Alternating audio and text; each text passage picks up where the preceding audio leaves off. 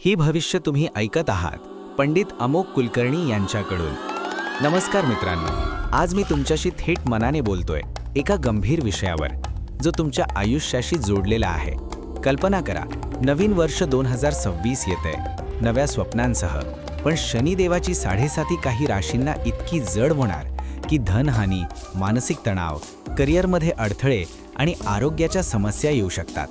घाबरू नका मित्रांनो, मी इथे आहे तुम्हाला सावध करण्यासाठी आणि मार्ग दाखवण्यासाठी। चला खोलात जाऊया।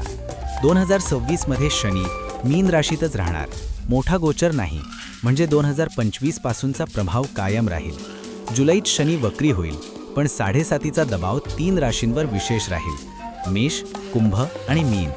या राशींना आर्थिक नुकसान, पारिवारिक कलह, मानसिक थकवा, नातेसंबंधात दुरावा आणि आरोग्यात चढ उतार येऊ शकतात। ज्योतिषशास्त्र सांगते, हे संकट ओळखून सावध राहिलात तर खूप काही टाळता येऊ शकते।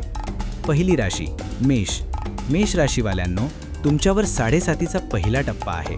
यात अचानक नोकरी व्यवसायात बदल, धनहानीची शक्यता, कर्ज वाढणे, घरात मतभेद, जवळच्या नात्यात विश्वासाची कमतरता आणि जुन्या समस्या पुन्हा डोकेवर काढणे। आरोग्यात डोकी, डोळ्यांच्या तक्रारी वाढू शकतात। हे ऐकून तुमचे मन अस्वस्थ होईल, पण हे शनीची पहिली परीक्षा आहे। धैर्य ठेवा, मजबूत व्हा। दुसरी राशी कुंभ। कुंभ राशीवाल्यांनो, तुमच्यावर 7.5चा शेवटचा टप्पा आहे। कामाच्या ठिकाणी मानसिक दबाव, आर्थिक तोटा, पैशांच्या व्यवहारात फसवणूक किंवा वाद, अनियंत्रित खर्च आणि बचत कमी होणे। नातेसंबंधात थोडा दुरावा, आरोग्यात पोट किंवा पायांच्या समस्या। तुम्ही गेल्या काही वर्षांत खूप झगडलात, आता शेवटचा टप्पा, पण लक्षात ठेवा, शनी न्याय करतात आणि तुम्हाला यातून बाहेर काढतात। तिसरी राशी मीन। मीन राशीवाल्यांनो, तुमच्यावर 7.5चा मधला टप्पा आहे, जो सर्वात जड मानला जातो।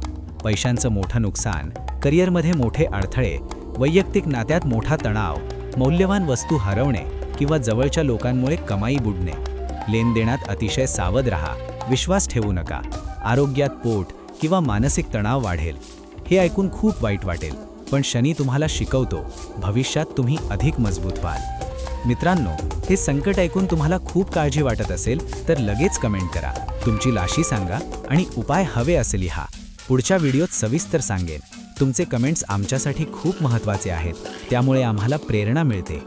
आणि हो, जर तुम्हाला असेच धक्कादायक पण खरे भविष्य आणि ज्योतिष टिप्स रोज मिळवायचे असतील तर आत्ताच चॅनल सबस्क्राईब करा, बेल आयकॉन दाबा आणि कमेंट करा। तुमच्यासाठीने आम्ही 500 व्ह्यूज तर पार करूच, पण हजारांपर्यंत पोहोचू। शेवटी सांगतो, ज्योतिष हे फक्त मार्गदर्शन आहे, खरे कर्म तुमचे आहे। सकारात्मक रहा, शनिदेव तुमच्यावर कृपा करतील। आपण ऐकत होता पंडित अमोक कुलकर्णी। पुन्हा भेटूया पुढील भविष्यासह।